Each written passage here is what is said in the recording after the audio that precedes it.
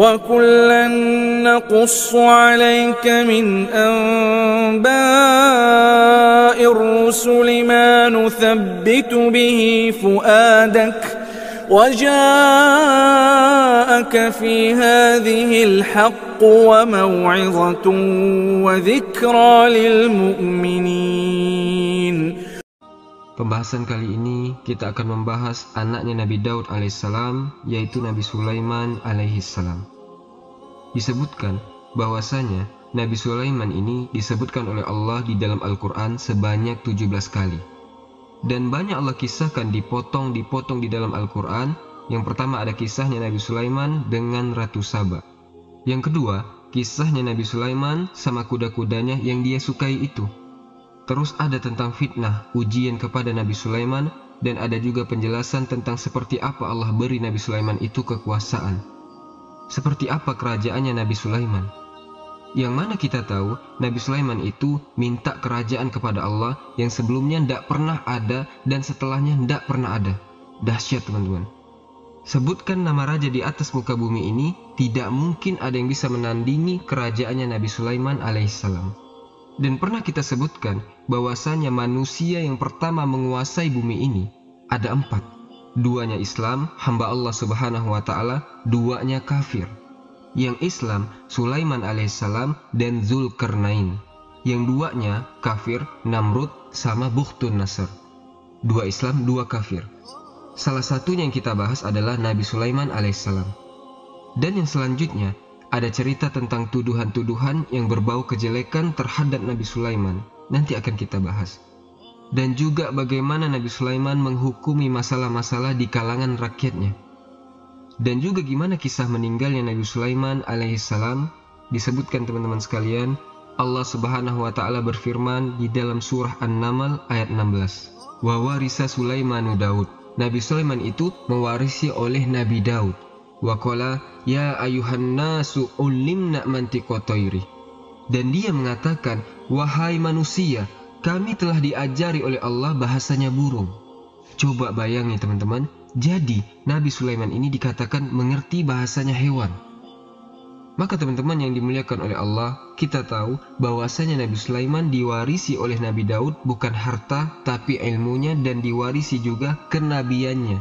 Dan disebutkan juga di sini dari Fadail Sulaiman, keutamaan-keutamaannya Nabi Sulaiman, salah satunya adalah Nabi Sulaiman itu punya ketangguhan, kehebatan, hikmah, kebijaksanaan dalam menyelesaikan masalah-masalah. Dia adalah seorang raja. Nabi Sulaiman sendiri tidak punya teman-teman. Tidak kayak Fir'aun.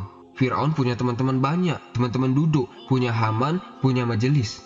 Nabi Sulaiman tidak ada. Semua di dunia ini diatur sama Nabi Sulaiman alaihissalam sendiri. Dan beliau juga dikenal adil di kalangan masyarakatnya. Yang mana ini disebutkan oleh Allah subhanahu wa ta'ala di dalam Al-Quran. Wa husyira li Sulaimana junuduhu minal jinni wal insi wat toiri fahum yuzaun. Dan untuk Sulaiman dikumpulkan bala tentaranya dari kalangan jin, manusia, dan burung. Mereka tunduk kepada Sulaiman alaihissalam dan mereka berbaris dengan tertib. Juga diceritakan dalam surah An-Naml ayat 18, hatta iza atau ala wadin namli kholat namlatun. Hingga ketika mereka sampai di lembah semut, berkatalah seekor semut. Bisa dibayangkan teman-teman, Nabi Sulaiman sama tentaranya semua naik kuda. Ada suara kuda, suara hentakan kakinya kuda, suara banyak pengikutnya Nabi Sulaiman. Ada lagi ribuan suara semut di sana, tapi Nabi Sulaiman bisa dengar satu suara semut di situ. Kita lihat apa yang diberikan oleh Allah kepada Nabi Sulaiman, sesuatu yang sangat besar. Ya ayuhan namlud khulu masakinakum. Wahai semut-semut, masuklah ke dalam rumah-rumah kalian. La yahtimannakum Sulaiman wa junuduhu wa hum la yash'urun. Jangan sampai kalian diinjek sama Sulaiman dan bala tentaranya, sedangkan mereka tidak menyadarinya. Berarti ini semut kenal sama Nabi Sulaiman teman-teman. Semut ini bilang jangan sampai diinjak Sulaiman dan bala tentaranya. Dia tahu Nabi Sulaiman ini bukan orang sembarangan. Makanya disebutkan fatabassama dohikan. Lalu Nabi Sulaiman itu tersenyum kemudian tertawa mendengar perkataan semut itu.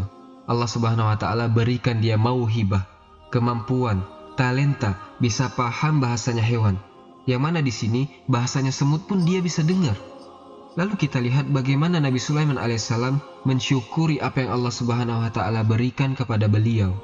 Bukannya sombong Nabi Sulaiman, bukannya terus lupa sama nikmat-nikmat Allah Subhanahu wa taala, bahkan bukan terus membangkang, merasa paling hebat di atas muka bumi, lupa. Tapi Nabi Sulaiman alaihissalam berdoa kepada Allah Subhanahu wa taala, "Robbi auzi'ni an ashkuroni matakallati an'amta alayya wa ala walidai wa an amala solihan tardo." Kita lihat doanya Nabi Sulaiman, "Ya Allah, berikan kepadaku, jadikan aku agar aku bisa selalu bersyukur kepadamu, bersyukur atas nikmat-nikmat yang kau berikan kepadaku ya Allah. Wa an amala solihan tardo, dan berikan aku untuk bisa beramal soleh terus yang diridhoi olehmu ya Allah. Wa ala walidai, dan juga agar aku ini bisa selalu bersyukur kepada kedua orang tuaku." Itu yang dilakukan Nabi Sulaiman. Dengar suara semut, dia tersenyum, bukan tersenyum sombong atau bangga. Ana bisa dengar suaranya semut, bukan begitu. Tapi berdoa kepada Allah, bersyukur. Dan juga disebutkan di sini, Rasulullah SAW pernah menceritakan, suatu hari ada seorang nabi bersama pengikutnya minta hujan kepada Allah Subhanahu wa taala. Karena daerahnya kering, tidak ada hujan sama sekali, tanahnya kering kerontang, mereka butuh air. Akhirnya doa istisqa, minta hujan kepada Allah Subhanahu wa taala, nabinya dan para pengikutnya. Fa izahum binamlatin drofi'atun ihda qawaimmiha. Lalu terlihat ada semut angkat tangan, teman-teman. Semut kan kakinya 4, diangkat 2 tangannya ini seperti orang yang mau berdoa. Semutnya ini berdoa kepada Allah agar Allah menurunkan hujan membasahi muka bumi ini. Fakola, katanya nabinya ini kepada para pengikutnya, "Ayo kita pulang, irji'u, ayo kita pulang semua. Sudah cukup doanya para semut ini yang meminta bertasbih kepada Allah Subhanahu wa taala. Pulanglah kalian, hakikatnya kalian itu akan diturunkan hujan dari doa selain kalian." Yaitu para semut tadi yang angkat tangan. Jadi kisah ini, katanya yang meriwayatkan hadis ini, nabi yang dimaksud adalah Nabi Sulaiman alaihissalam. Yang mana Nabi Sulaiman yang bisa dengar suaranya semut. Saat mau sholat minta hujan, namun dilihat ada semut-semut yang berdoa, "Cukup," kata Nabi Sulaiman, "kita pulang." Itu dari kehebatannya Nabi Sulaiman alaihissalam. Yang selanjutnya teman-teman, yang semoga dirahmati oleh Allah Subhanahu wa taala, bahwasanya Nabi Sulaiman alaihissalam suka dengan kuda. Kuda-kuda yang dipakai untuk berjihad fisabilillah. Yang mana di sini Allah Subhanahu wa taala menceritakan, "Wa wahabna li Dawud wa Sulaiman." Dan kami berikan kepada Nabi Daud adalah anaknya, Sulaiman. "Ni'mal abdu," dia adalah sebaik-baiknya hamba. "Innahu awwab," karena dia selalu kembali kepada Allah Subhanahu wa taala. "Iz uridu alaihi bil asyi as-sofinatul jiyad." Pada suatu hari dipertunjukkan kepada Nabi Sulaiman ini kuda-kuda yang jinak dan sangat cepat larinya. Ada yang bilang waktunya itu setelah asar. Ia lihat pertunjukan kuda. Karena Nabi Sulaiman hobi sama kuda, suka sama kuda yang gagah-gagah, yang besar-besar, suatu hari ditunjukkan sama Allah Subhanahu wa taala. Pertunjukan kuda yang luar biasa, di situ banyak kuda-kuda perkasa, atraksi kuda-kudanya ada yang bisa berdiri dengan 1 kaki. Itu yang disebut dengan sofinatul jiyad.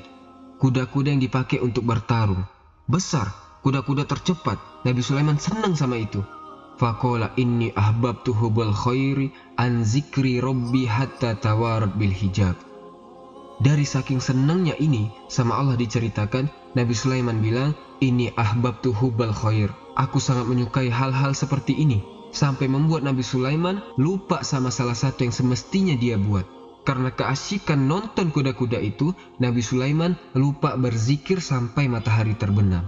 Kemudian apa yang terjadi teman-teman? Rudduha alayya. Sini datangkan itu kuda-kudanya. Fatafiqa masam bisuki wal a'naq. Dipotong kakinya sama kepalanya. Disembelih maksudnya, dikasih makan ke rakyatnya. Bayangkan, hobi sama kuda, sayang sama kuda-kudanya yang luar biasa. Tapi karena gara-gara kecintaan dunia yang ganggu dia ini, buat dia lupa berzikir mengingat Allah, disembelih semua kuda-kudanya. Lalu apa yang terjadi teman-teman? Setelah Nabi Sulaiman sembelih semua kuda-kudanya, yang membuat dia lalai kepada Allah Subhanahu wa taala, sama Allah diganti dengan makhluk yang lebih dahsyat daripada kuda-kuda. Allah Subhanahu wa taala berfirman, "Fasakhorna lahur riha." kami tundukkan, kami beri kepada Sulaiman angin dari salah satu bala tentaranya. Tajri bi amrihi, yang angin itu bisa terbang, berangkat pulang pergi dengan perintahnya Nabi Sulaiman alaihissalam. Itu seorang hamba, kalau dia melepaskan sesuatu karena Allah Subhanahu wa Ta'ala, Allah akan ganti, teman-teman. Apalagi sesuatu ini bikin dia lalai dari Allah Subhanahu wa Ta'ala. Dia kasih itu ke orang agar dia itu tetap berada di jalan Allah. Tidak lupa sama Allah Subhanahu wa Ta'ala, sama Allah diganti. Itu yang terjadi pada Nabi Sulaiman alaihissalam, diganti oleh Allah Subhanahu wa Ta'ala dengan angin. Menjadi tentaranya Nabi Sulaiman, mau kirim orang, tinggal perintah saja, berangkat anginnya. Yang selanjutnya teman-teman sekalian, kisah ada fitnah, cobaan kepada Nabi Sulaiman alaihissalam. Allah Subhanahu wa Ta'ala berfirman, "Wa laqad fatanna Sulaimana wa alqaina ala kursihi jasadan summa anab." Kami telah menguji, telah memfitnah Nabi Sulaiman, yang mana kami lemparkan di atas kursinya, di atas singgasananya Nabi Sulaiman, di tempat dia duduk, dilemparkan sama Allah jasadan. Satu jasad, seperti mayit begitu, yang membuat Nabi Sulaiman bertaubat kepada Allah Subhanahu wa Ta'ala. Dan ini sunatullah, teman-teman, bahwasanya orang-orang yang beriman, orang-orang yang berada di atas kesabaran, mengaku dirinya beriman kepada Allah Subhanahu wa Ta'ala, orang-orang ini akan diuji oleh Allah Subhanahu wa Ta'ala. Bahkan para nabi sekalipun akan diuji oleh Allah Subhanahu wa Ta'ala. Allah Subhanahu wa Ta'ala berfirman, "Wa laqad fatanna Sulaimana wa alqaina ala kursihi jasadan summa anab." Jasad apa? Jadi pertanyaan, teman-teman, apa yang diujikan oleh Allah Subhanahu wa Ta'ala kepada Nabi Sulaiman? Ada perdebatan besar di kalangan para ahli tafsir, karena tidak ada satupun riwayat yang menyebutkan apa itu. Tapi ada satu kisah yang bohong dari mereka orang kafir. Ceritanya cerita batil, cerita bohong. Disebutkan di dalam kisah bohongnya seperti ini. Yang mana kita tahu, Nabi Sulaiman Allah kasih ilmu yang mana beliau bisa dengar suara semut. Punya kerajaan besar, sampai angin bisa jadi tentaranya. Juga tentaranya Sulaiman dari golongan jin. Jin-jinnya Nabi Sulaiman itu ada jin-jin yang ahli bangunan, juga jin-jin yang jago menyelam, nyari harta benda di dalam laut. Dan jin Allah beri kemampuan lebih dari manusia. Jin bisa terbang dan lain-lain. Itu jadi anak buahnya Sulaiman semua. Katanya kisah ini, kekuatan Nabi Sulaiman itu semuanya ada pada cincin yang dipakainya. Cincin Nabi Sulaiman. Jadi, kalau cincinnya dilepas, Nabi Sulaiman ini lemah. Semua jin tidak taat lagi kepadanya. Tapi, kalau dipakai lagi cincinnya, kuat lagi Nabi Sulaiman, patuh lagi jin-jinnya ini. Makanya kalau kata orang Arab, tersebar ada pepatah kata, namanya Khotim Sulaiman. Cincinnya Nabi Sulaiman. Yaitu maksudnya kisah bohong ini, teman-teman. Tanpa adanya cincin ini, Nabi Sulaiman itu tidak bisa buat apa-apa. Dan cincinnya sama Nabi Sulaiman tidak pernah dibawa ke kamar mandi atau ke toilet. Suatu hari, Nabi Sulaiman ini mau masuk ke kamar mandi. Kemudian cincinnya dilepas dan dititip ke istrinya. Lalu datang setan nyamar jadi Nabi Sulaiman. Nemui istri Nabi Sulaiman, "Wahai istriku, mana cincin tadi yang aku titipkan? Berikan kepadaku." Dikasih sama istrinya, dipikir Nabi Sulaiman. Padahal Nabi Sulaiman masih di kamar mandi. Lalu jin itu pun membawa pergi cincin Nabi Sulaiman dan dibuang ke lautan. Akhirnya lemahlah Nabi Sulaiman, karena sudah tidak punya lagi kekuatan. Cincinnya hilang. Lama Nabi Sulaiman dalam keadaan seperti itu. Lemah tak berdaya, jin-jin sudah tidak patuh kepadanya. Bahkan jin yang menjadi penguasa saat itu. Bebas jin-jinnya karena tidak lagi diperintah oleh Nabi Sulaiman alaihissalam. Kemudian suatu hari Nabi Sulaiman pergi ke laut dan memancing. Begitu dapat ikan, dibelek ikannya, tidak tahu di dalamnya ikannya ada cincinnya Nabi Sulaiman. Ketemu lagi cincinnya, dipakai lagi sama Nabi Sulaiman. Seketika itu kembali kekuatan Nabi Sulaiman dan kerajaannya juga kembali. Jin-jin pun patuh lagi kepadanya, tidak ada yang berani. Nah, katanya ini adalah ujian dan cobaannya Nabi Sulaiman alaihissalam. Tetapi Khotim Sulaiman, kisah cincin Sulaiman ini kisah yang bohong, kisah batil. Karena apa? Setan itu tidak pernah bisa merubah wujudnya menjadi seorang nabi. Kata Rasulullah SAW, setan itu tidak bisa merubah wujudnya seperti aku. Seperti Rasulullah SAW, tidak bisa. Sama para ulama dipukul rata, setan itu tidak bisa berubah wujudnya menjadi mukanya seorang nabi. Seluruh nabi setan tidak bisa tiru wajahnya. Karena nabi ini mulia, dijaga oleh Allah. Namun pendapat yang benar, masalah ini, apa itu cobaannya Nabi Sulaiman alaihissalam? Ceritanya seperti ini, disebutkan bahwasanya suatu hari dikisahkan Nabi Sulaiman itu punya 99 istri, teman-teman. Ini dikisahkan di dalam Sahih Al-Bukhari dari hadis Abu Hurairah radhiyallahu anhu. Berkata Nabi Sulaiman alaihissalam, aku akan keliling malam ini ke 99 istriku. Mau digauli 99 semuanya sama Nabi Sulaiman dalam satu malam. Yang mana nanti setiap mereka akan hamil dan melahirkan kesatria yang akan berjihad fi sabilillah.